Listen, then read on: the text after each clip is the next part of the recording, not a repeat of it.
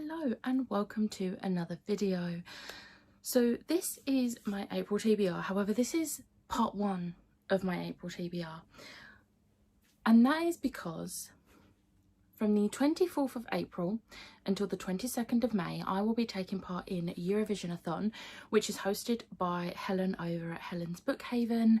I am so excited. You pick a book for each of the 40 countries and you have to read as many as possible. I am still in the process of trying to find books for all of the countries. I've only found books for about 10 to 15 of the countries so far, so I'm still in the process. I do still have a while yet, which is why, because that TBR will run through basically April to May, I'm not going to include those books on this. This is just my April TBR for the 1st of April to the 21st of April, and if you keep your eyes peeled, I'll be uploading another video in a few weeks, which will be my Eurovision-a-thon TBR. So this is just part one. So I'm gonna start with buddy reads. I only have 4 buddy reads in April planned. So me, my mum and my sister will be continuing the Morganville books. We will be reading books 7 and 8, which is Fade Out and Kiss of Death, obviously by Rachel Caine. So we'll be reading these throughout April. And then finally, I'm remembering to put this on a TBR. Me and Fran have been talking about doing a buddy read of this for a few months now, but we will be buddy reading Sabriel by Garth Nix. This will be a reread for me because I have previously read the first book in the series. I have not read any of the other books yet. I'm hoping once I've reread this to get my hands on the rest of the series, because I did really enjoy this the first time round. But I am very excited to reread with Fran. I believe it's her first time reading it, but I cannot wait. Fran does not have a booktube, however I will leave her Instagram in the description box below so you can go check out her Instagram. And then I'll be buddy reading a book with Liv and Kat, and we'll be buddy reading Lady Midnight by Cassandra Clare. This will be the 3rd or 4th time me reading this book. I love this, and it will be my first time reading my gorgeous Rune editions. I have a rule for my Rune editions. I read them once and then they're purely for show, and when I reread the book I read like one of my other editions that aren't like this. But because I've only just recently acquired this edition of Lady Midnight, I get to read this. I'm so excited. But The Dark Art of Isis is probably my favourite series of the Shadowhunter Chronicles, so I'm very excited to dive into this. I think Liv and Kat have both read Lady Midnight once before. They have not read the other books in the series, so we're just gonna read this and then move on. So we'll be reading this in April. And I almost forgot to mention, I am currently taking part in the Witchlands Along, which is hosted by JD Ray Reads, and the book for April is Windwitch by Susan Dennard. I am currently doing my reread of book 1 Truthwitch at the moment, and I'm really enjoying being back in the world. So I'm looking forward to continuing my reread in April with Truthwitch. With Windwitch, not Truthwitch. The live show for Truthwitch isn't until the 10th, so I will not be starting this until at least the 11th, because I don't want to chance getting the books mixed up. Next up, I do still have a few days left of March. However, I'm not going to get to the rest of the books on my TBR, but I am desperate to read these, so I am rolling them over. Usually I don't do this. I don't roll over books to the next month, but this is an exception. So first up we have The Ask and the Answer by Patrick Ness. I really want to get back into this series. It's just where it's quite chunky, I've not had a chance to pick it up through doing buddy reads, readathons, read-alongs, and this just hasn't made it. So I'm going to try and prioritise this for the first couple of weeks of April, so hopefully I can actually get to this. And then the other one I'm carrying forward from March's TBR is Blood and Honey by Shelby Mahurin. I will very soon be pre-ordering book 3 and I'm hoping to get to this very soon. I absolutely loved Serpent and Dove. It was in my honourable mentions in my top 10 of 2020 and I'm excited to get back to this. Again, it's quite chunky, so I haven't been able to get to it in March.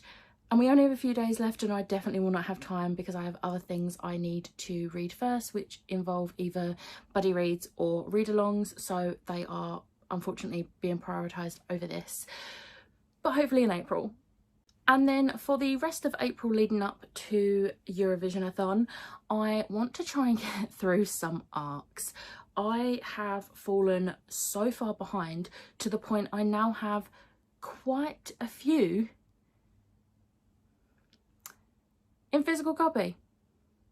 So I have picked out 3 that I now have physical copies of and 3 that I will have to read on my Kindle, just so I can break it up a bit because I can't exclusively read on my Kindle, so this will make it a little bit easier. So the 3 physical copies are One for Sorrow by Zoe Sugg and Amy McCulloch. I am so excited for this. I think it's set in a school, it's mystery, and I'm really excited to dive into this. I have high hopes for this. I read Zoe Sugg's Girl Online, or actually, I DNF'd the first book. However, I love Jinxed by Amy McCulloch, so I'm hoping that this is a really good read. But yeah, I'm hoping to get to this pretty soon in April.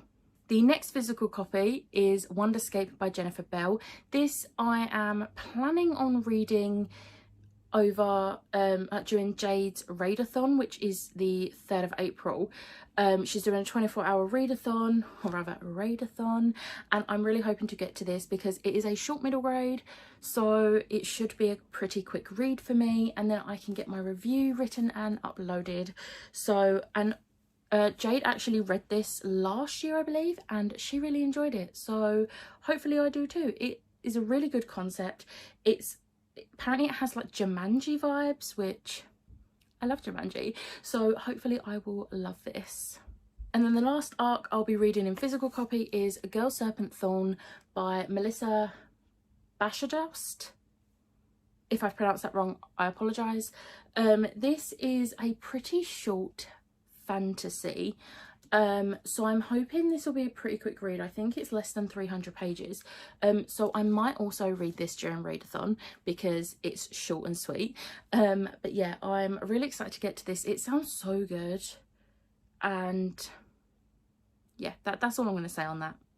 And then the 3 ebooks I'm going to read are The Mercies by Kieran Millward Hargrave. I've had this on my Kindle for a year now. It came out over a year ago. I'm really far behind on arcs, clearly. I have loved everything I have read by Kieran so far. I have read all of her books.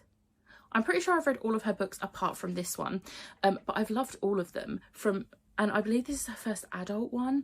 I'm not sure if the Deathless Girls classes as YA or adult, but I absolutely adored that. It was absolutely incredible. So I have very high hopes for this one. So hopefully I'm finally going to get to it. Next up we have Love is for Losers by Wibke Brueggemann. If I have pronounced that wrong, again, I'm so sorry. This one I don't really know much about other than it's a YA contemporary. It sounded really good. I have seen a few people DNF it. Apparently it is quite juvenile. Hopefully I don't DNF it.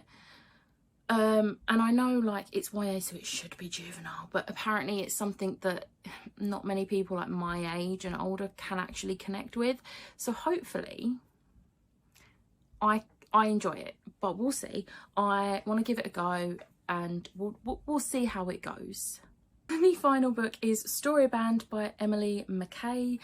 This I don't actually remember anything about. I think it might be a retelling of a Disney princess, probably completely wrong, but I remember being really excited about it and then not reading it because this is me.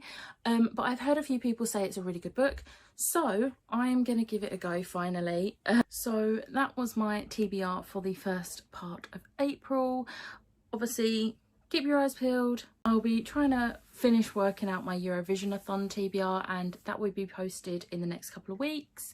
I don't think I'm going to manage to get a book on there for every single prompt or other country. However, I don't think I would get through 40 books in essentially a month anyway, so it's not the biggest end of the world if I don't pick books for every country, but I'm going to try and do as many as possible.